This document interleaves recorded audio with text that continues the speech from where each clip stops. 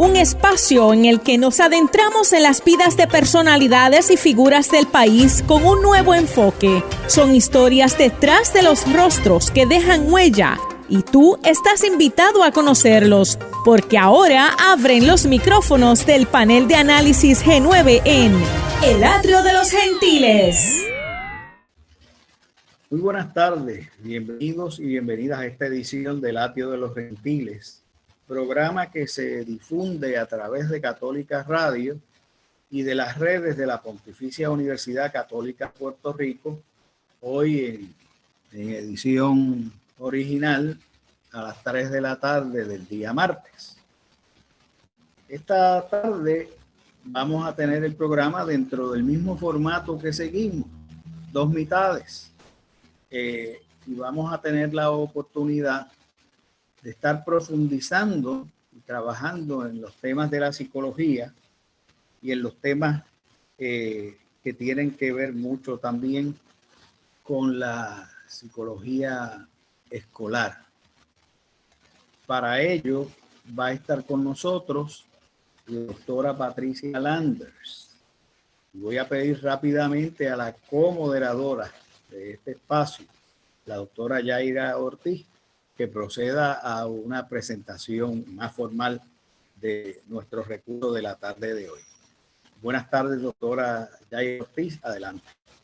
Hola, buenas tardes, gracias por esa presentación, gracias sobre todo a Patricia por acompañarnos en la tarde de hoy. Hemos colaborado en varias iniciativas aquí dentro de la universidad juntas y siempre es un placer conversar contigo y hablar sobre los temas que tanto nos interesan.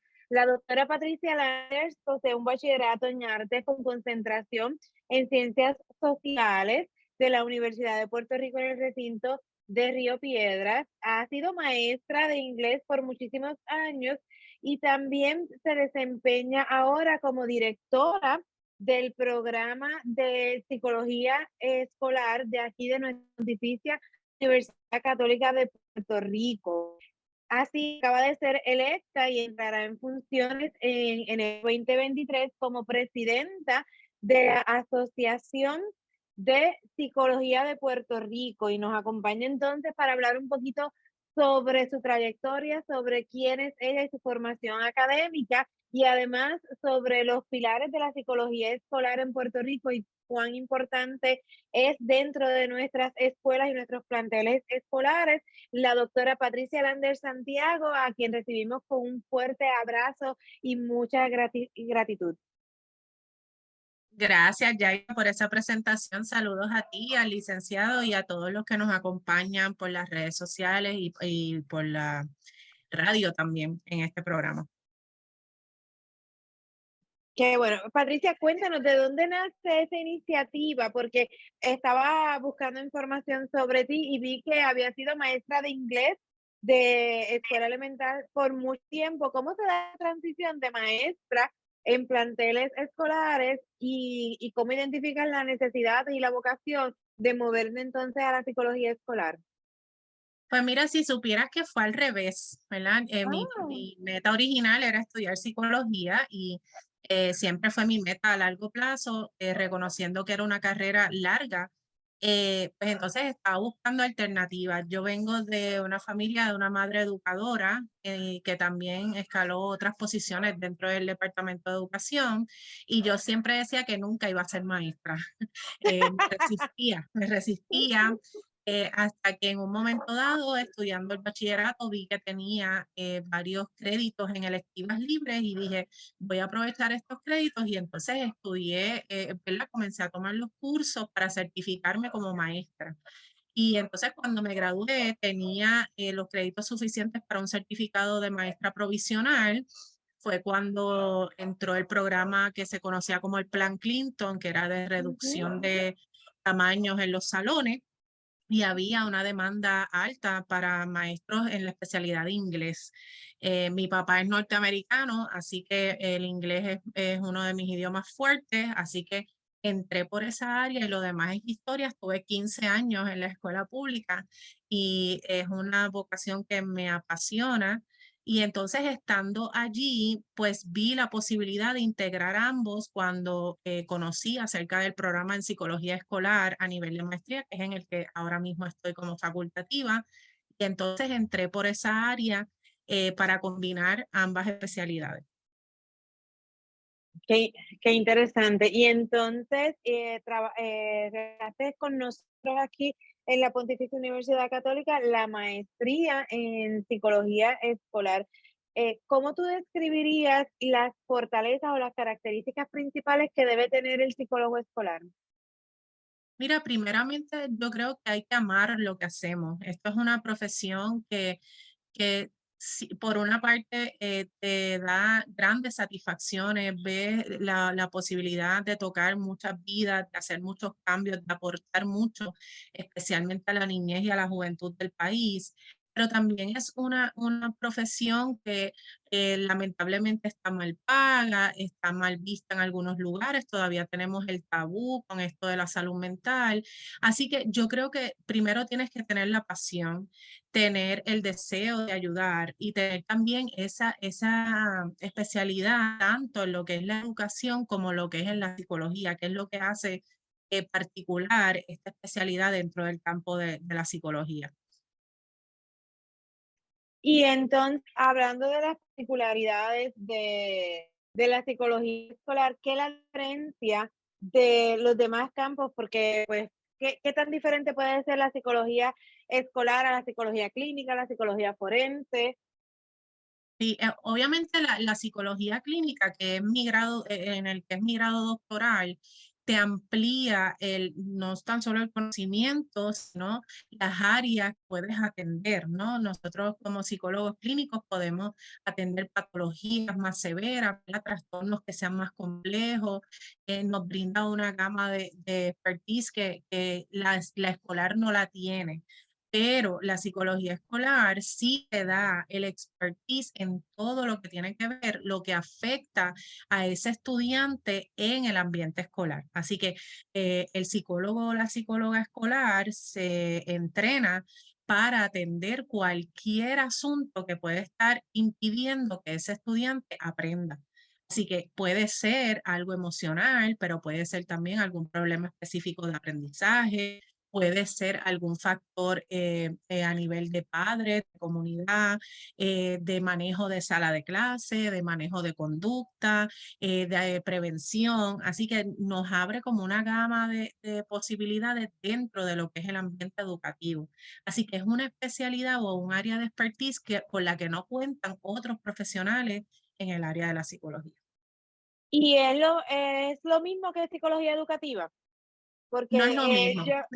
pues sí, yo he visto como un surgimiento de psicología educativa, entonces no, creo que hay una confusión entre lo que es psicología escolar y psicología educativa. Yo entendía que, y me corriges, que la psicología educativa iba más a la cognición, al aprendizaje. Sí, Y cuando entonces, hablamos de ajá. psicología educativa, pues entonces se enfoca más en los currículos, en los sistemas, en cómo ¿verdad? Estrategias de cómo impartir las clases, de cómo se organiza un ambiente escolar, más dirigido a los directivos, ¿verdad? El personal que dirige esas escuelas, a los facultativos como tal. Así que es como que la parte de estructura.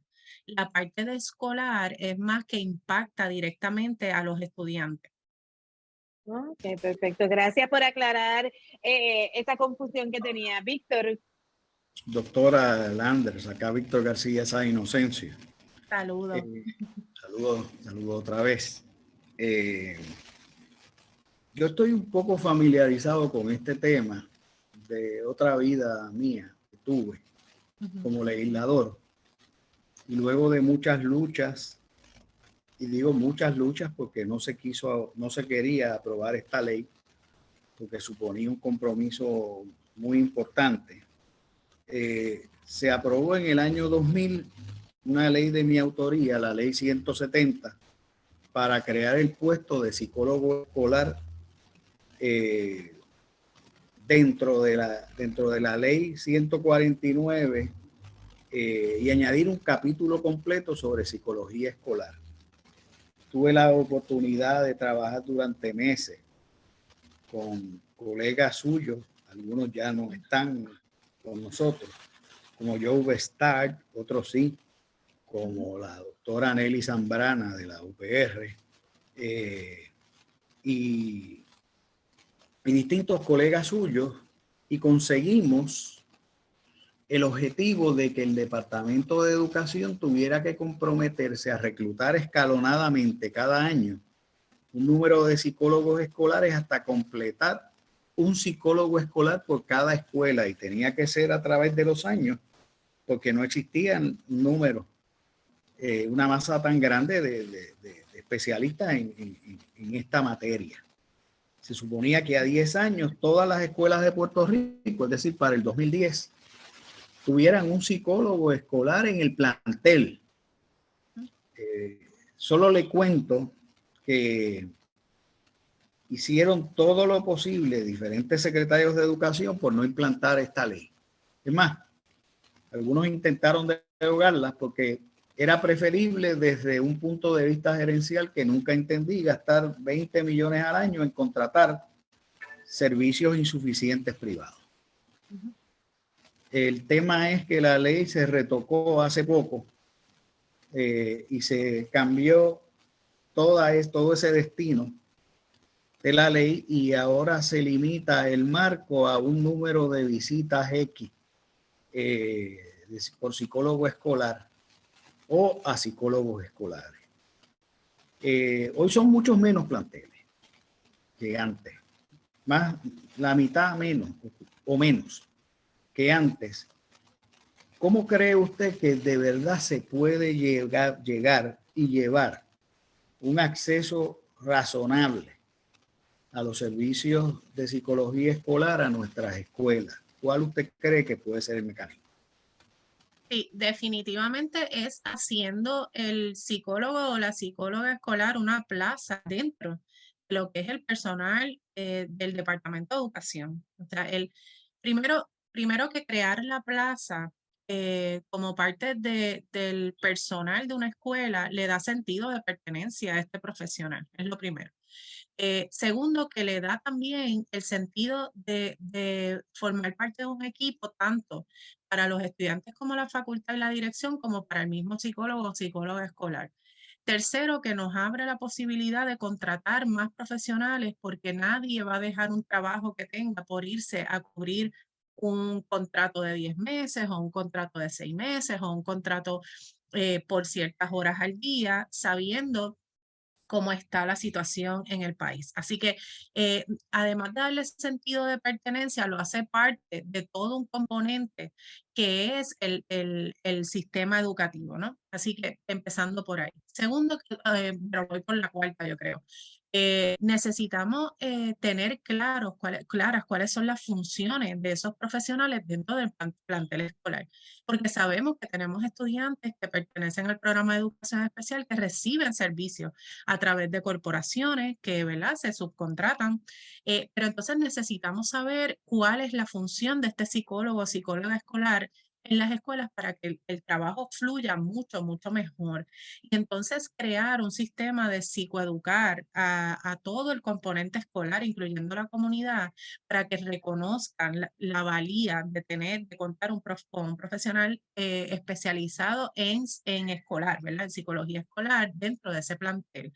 Así que si todos esos elementos se dan, ¿verdad? Además de un sueldo digno, que ahora mismo el sueldo es muy bueno, los beneficios son muy buenos, así que todo esto garantiza, junto a unas funciones claras, ¿verdad?, y establecidas, y a un sistema de supervisión que también sea efectivo, y un sistema de educar a la comunidad para que sepan qué hace un psicólogo escolar, que no es ir a sustituir maestros cuando faltan, que no es ir a buscar el nene porque se portó mal o hacer esto babysitting, ¿verdad?, como dicen. Es un profesional con muchos, muchos recursos para aportar al sistema educativo del país. Así que hay varios elementos que deben darse para que esas plazas funcionen como debe ser. Y yo creo que hemos llegado, ¿verdad? Después de tantos años de frustración con esto de la ley 170 y de tantas luchas, yo creo que hemos llegado a un momento donde ya los planteles están reconociendo lo que es un psicólogo escolar y lo beneficioso que es contar con uno dentro del plantel, ¿verdad? Todos los días como miembro de ese equipo de trabajo. Gracias, Patricia. Nos vamos a la primera pausa del programa El Atrio de los Gentiles en la tarde de hoy con la doctora Patricia Landers, psicóloga escolar. Regresamos en breve. Historias de Gentiles. La voz del Atrio de los Gentiles. Mesa redonda. El Atrio de los Gentiles. Regresamos a esta edición del Atrio de los Gentiles. Doctora Landers, muchas gracias porque me ha permitido revisitar este tema. Usted sabe que en el 2012 volvieron a aprobar una ley 170, que lo que hizo fue, ante el incumplimiento craso de los objetivos de la ley del año 2000, reducirlos, acortarlos, hacerlos casi un bonsai, y le dio 3 años al Estado para que en cada distrito escolar hubiese 5 psicólogos. 5 psicólogos escolares en cada distrito. Y añadió que tenía 10 años para cumplir el objetivo de que hubiese uno en cada escuela. Cuando se pensó originalmente en hacer al psicólogo escolar parte, residente, o sea, una parte integral de la escuela, se pensó en cuán útil podría ser para adelantar otros objetivos que en aquella época y trágicamente todavía hoy están un poco atrasados. Los temas de las evaluaciones de cada estudiante, los temas de la evaluación de los estudiantes de educación especial, para que se pudieran hacer muchas de esas evaluaciones en el medio escolar y dar seguimiento a los famosos PEI, a los planes educativos, ¿verdad?, individualizados. Todo eso se vino abajo y no se cumplieron con esos objetivos y pasó una generación estudiantil completa. Esos son 12 años hasta la siguiente ley. Y si venimos a ver, ya llevamos 10 años. Otra generación estudiantil casi. Y no se pudo proveer un servicio instrumental que sabemos que de muy mala manera se provee por otras vías. Le voy a hacer una pregunta tremendamente especulativa, pero yo creo que usted tiene que tener una experiencia sobre esto. ¿Cuánto perdimos en el proceso de no instaurar esto a tiempo? Perdimos mucho y seguimos perdiendo. Porque, y lo triste del caso es que no hay manera de cuantificar eso, ¿no? De nosotros contar con la evidencia, pero cada estudiante que abandona la escuela antes de culminar un grado, ¿verdad?, de 4º año, es un estudiante que pudo haber sido impactado por los servicios de un psicólogo escolar presencial en la escuela. Cada estudiante que no prosigue una carrera postsecundaria, sea un grado técnico, sea un grado de bachillerato, sea un curso corto, es un estudiante que pudo haber sido impactado por un psicólogo escolar en la escuela. Todas las situaciones que suceden en las escuelas a nivel de violencia, a nivel de casos de ideación suicida, de intentos suicidas, de suicidios cometidos por estudiantes en edad escolar, son casos que pudieron haber sido atendidos directamente por un psicólogo escolar en la escuela. Así que, aunque quizás no tenemos una estadística con números concretos, ¿verdad?, y decir tanto por ciento no se atendió, cuando nosotros vemos la problemática, incluyendo los resultados de las pruebas estandarizadas, ¿no?, que vemos estudiantes que están por debajo de lo que se supone que de las destrezas que hayan adquirido en un periodo de tiempo, son estudiantes que pudieron haber sido evaluados correctamente, siguiendo los protocolos de evaluación que éticamente se espera que se sigan por un psicólogo escolar en la escuela, estando allí y ofreciendo ese servicio tanto a los estudiantes como a los facultativos. Así que usted bien menciona, son 2 generaciones, casi 2 generaciones académicamente hablando, que se pudieron haber impactado positivamente por los servicios de un psicólogo escolar estando en la escuela. Y son generaciones que son los adultos que estamos viendo hoy día, que no necesariamente son todos y todas, pero cuando nosotros vemos un crimen cometerse, cuando nosotros vemos un feminicidio cometerse, sin duda son personas que no recibieron atención a tiempo, que no trabajaron sus emociones a tiempo, que quizás vivieron frustraciones, decepciones, limitaciones en su área académica que no fueron atendidas. Así que eso es lo que nosotros estamos viendo hoy es el resultado de la falta de servicios en el momento dado. Y es que es frustrante que vivimos en un país que a mi entender trabaja mejor apagando fuegos que previniendo, ¿verdad? Porque yo siempre he dicho que la prevención no vende. La prevención no vende, así que mejor creamos la crisis y atendemos la crisis porque la crisis sí llama la atención, la crisis llena los titulares, la crisis crea héroes y heroínas que vienen a salvar la situación, entre comillas. Así que es bien triste que tengamos que entonces llegar a un punto donde se vean las situaciones en una magnitud tan grande que atenderlas sea tan complicado. Cuando si prevenimos, podríamos atender muchas de esas situaciones antes de que sucedan. Voy rápidamente a un comentario, a una pregunta residual corta y a otra para pasarle el batón a la doctora Ortiz. Mi comentario es este. Quiero que, una pregunta, comentario. Yo creo que lo que se ha legislado del 2002 y lo que se ha establecido hasta ahora, con una meta de 5 psicólogos por región, es absolutamente insuficiente. Pero el comentario era este, a la pregunta de si usted opina que es suficiente lo que hay. Mi comentario es que en aquella época era más rentable dar contratos a entes privados que derivaban grandes ganancias por proveer un servicio deficiente casi a nivel centralizado.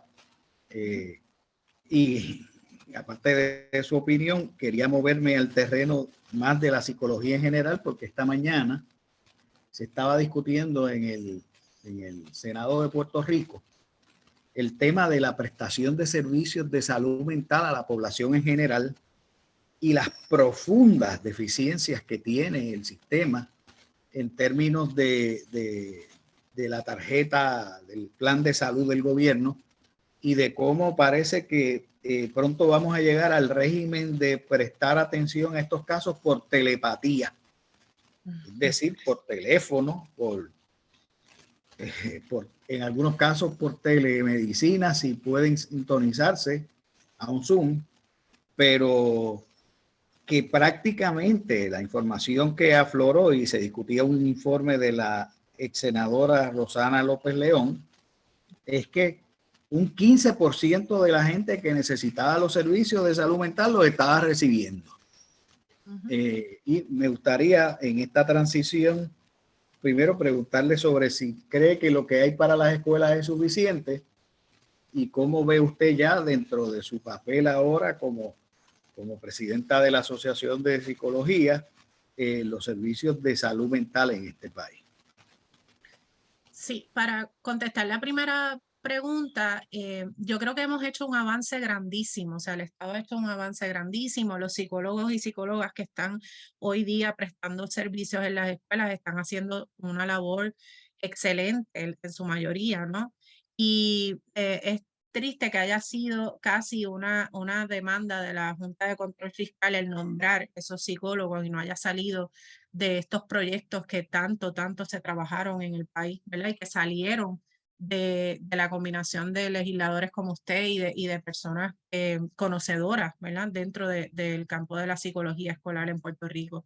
Así que yo creo que hemos hecho un gran avance, creo que falta mucho por hacer aún.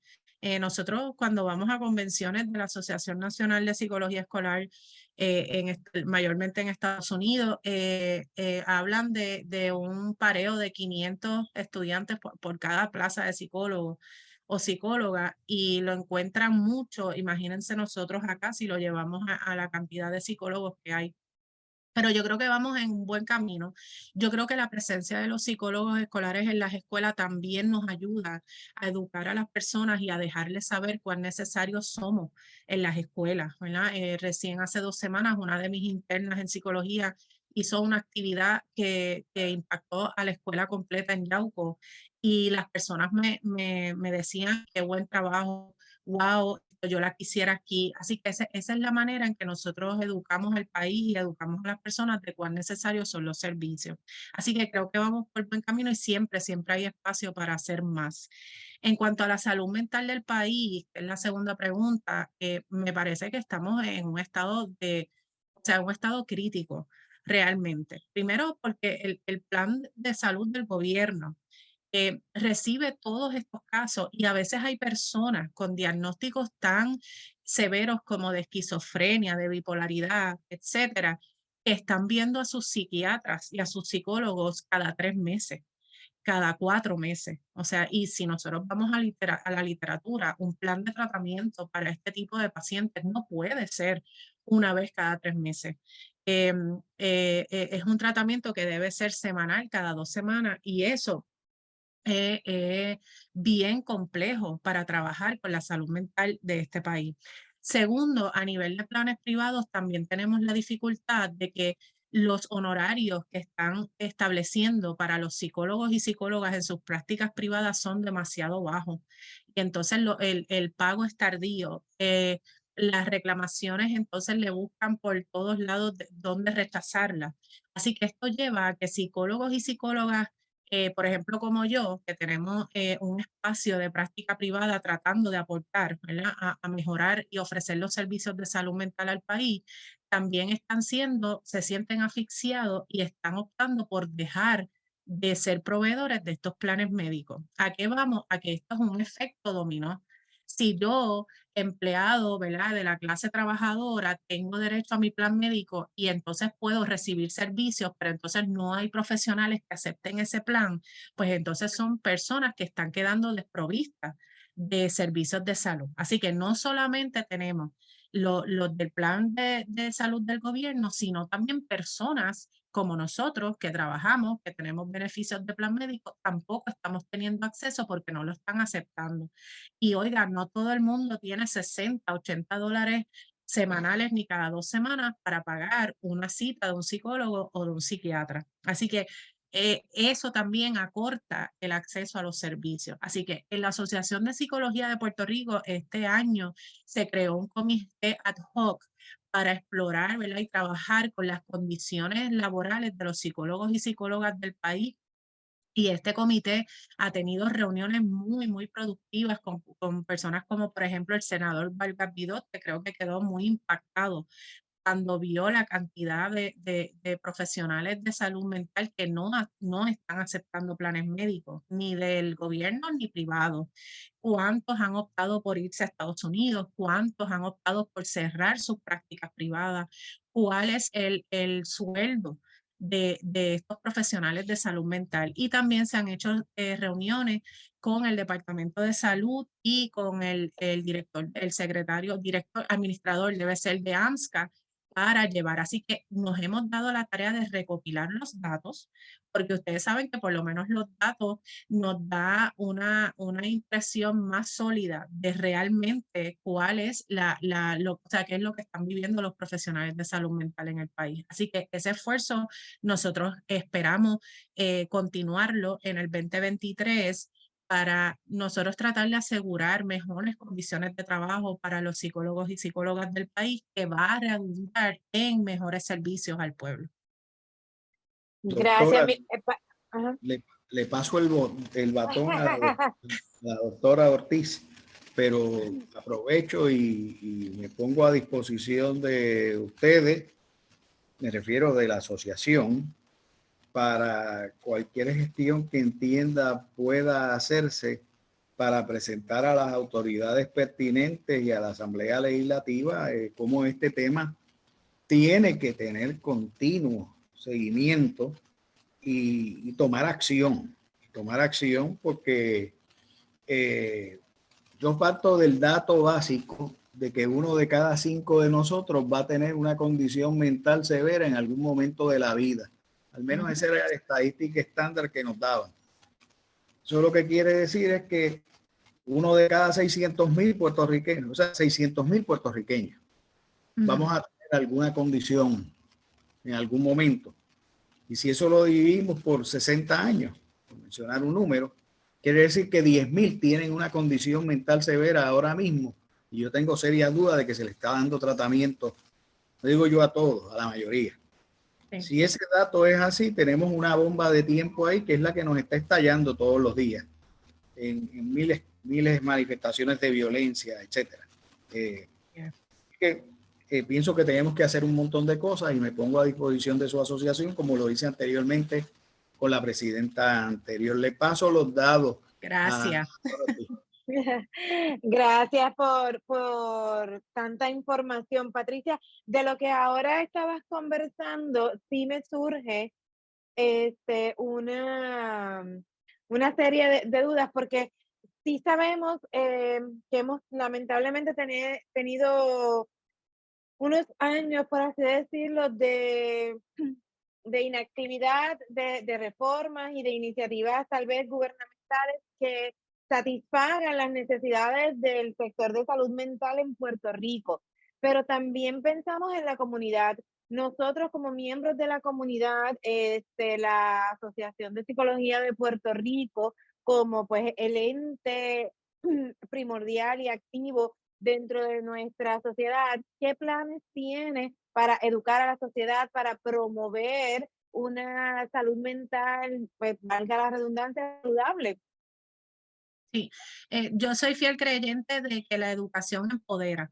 Así que uno de los planes es continuar esas campañas educativas, el hecho de que las personas se quiten ese tabú de que buscar ayuda para la salud mental es tildarlos de locos, o es que son personas que terminan siendo inútiles o que tienen un sello, ¿verdad? Que no les permite ser totalmente funcionales. Así que las Sí, campañas ciertamente hay un educativas... problema de estigmatización social muy grande, que yo Sí, creo que acompaña. sí, pareciera mentira que en el 2022 estemos hablando de tabús, ¿verdad? Con tantos avances que hemos tenido y todavía hay personas que lo miran con ese recelo, ¿verdad?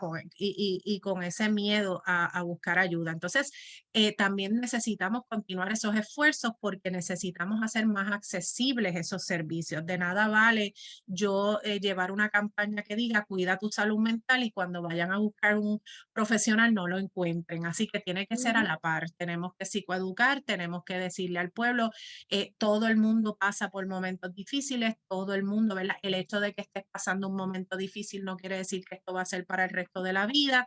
Hay tratamiento para eso, puedes escoger, pero ese mensaje tiene que ir a la par con la disponibilidad de servicios y con el acceso a servicios, porque de nada vale. Así que es una de las metas principales de nuestro año de presidencia 2023, el psicoeducar, el continuar con estos servicios de mejorar las condiciones de los psicólogos y psicólogas en el país, de aportar de la manera que sea posible, ¿verdad? Ayudados por instituciones como, ¿verdad? Como ustedes, que es donde yo trabajo, de donde yo soy producto, y de otras instituciones que puedan ayudarnos y otras alianzas, ¿verdad? Que puedan ayudarnos a mejorar o a llevar el mensaje más claro de que tenemos que cuidar nuestra salud mental. Patricia, siempre nos pasa que cuando la conversación está más interesante se nos va acabando el tiempo, pero antes de acabar, reconocemos que uno de los grandes retos que tiene el campo de la salud mental y de los profesionales particularmente del campo de la salud mental es el encontrar trabajo y posteriormente pues encontrar un trabajo que remunere considerablemente su preparación y sus capacidades. Dicho esto, aún así entendemos la necesidad que hay de profesionales preparados en el campo. ¿Cómo motivaríamos a esta juventud que está en discernimiento vocacional decidiendo qué va a estudiar, a qué se van a dedicar posteriormente, para que ausculten y consideren el campo de la psicología escolar como una profesión? Mira, yo siempre le digo que trabajo hay, lo que pasa es que hay que salir a buscarlo, ¿verdad? Y nosotros Y nosotras casi siempre tenemos que hacer muchas cosas, ¿verdad? Esta idea de que tenemos nuestra oficina bien bonita, llegamos y el paciente está sentadito allí y nosotros lo escuchamos o lo ayudamos, pues eso es parte de. Pero también nosotros tenemos que reconocer que esta es una profesión donde tenemos que movernos, que tenemos que diversificarnos. Ahora mismo hay demanda de trabajo para el Departamento de Educación, hay plazas que no se han llenado, ¿verdad? De psicólogos en las escuelas, también pueden tener su práctica privada, pueden ofrecer cursos, pueden también ofrecer talleres, consultoría, así que hay en muchas áreas en las que pueden trabajar. Lo que sí es que necesitamos reconocer y ser realistas de que, que es un trabajo atípico, ¿verdad? Que son muy pocos dentro de esta profesión que tienen un trabajo 8 a 4, 8 a 5 y pueden mantenerse ahí. Así que a veces tenemos que hacer 10 cosas a la vez, pero trabajo hay, opciones hay. Así que es cuestión de buscarlo y de usar la creatividad y de saber que podemos explorar distintas áreas. Y cuando el servicio es una pasión, pues entonces también hay que satisfacer esa pasión de servir y ayudar a los demás. Muchísimas gracias a la doctora Patricia Landers por habernos acompañado en la tarde de hoy. Víctor. Sí, muchísimas gracias, realmente mucho gusto. A lo mejor coincidimos en algún momento en el recinto de Ponce. Muy agradecido y nuevamente dispuesto a retomar este tema que tan fundamental para nuestro país, tanto el de la psicología escolar como en el tema de la salud mental. Así que gracias otra vez y gracias a Yaira y gracias a nuestro Lazarillo, doña Alondra Bermúdez, que nos ha estado por aquí con nosotros asistiendo. Que tengan buenas tardes. Buenas tardes. Intégrate a la mesa y descubre las vidas de los gentiles. Comunícate con nosotros a elatriodelosgentiles@pucpr.edu. Queremos saber de ti. El Atrio de los Gentiles es una producción de la Pontificia Universidad Católica de Puerto Rico.